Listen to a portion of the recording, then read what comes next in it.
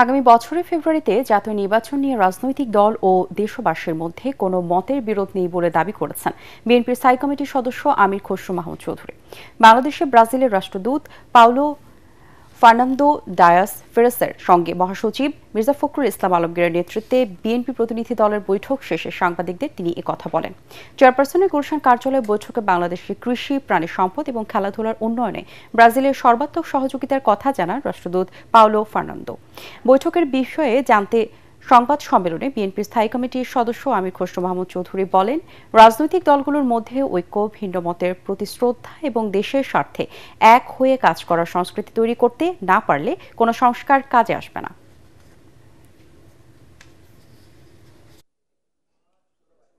রমজানের আগে নির্বাচনের ব্যাপারে একটা জাতীয় ঐক্যমত আছে, এটা সবারই মতামত একটা।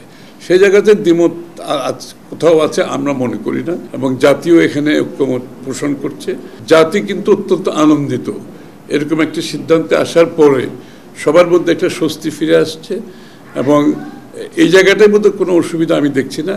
আর দিনক্ষণ যেটা, সেটা তো নির্বাচন কমিশন তারা ডিক্লেয়ার করবে। একটা জিনিস যেটা বিএনপি আগামী দিনে বিশেষভাবে মনোযোগী হচ্ছে, আপনাদের মাথায় রাখতে হবে, সেটা হচ্ছে বাংলাদেশের রাজনৈতিক সংস্কৃতিতে একটা বড় পরিবর্তন, যে আমরা জাতীয় স্বার্থে আমরা সবাই ঐক্যবদ্ধ থাকব।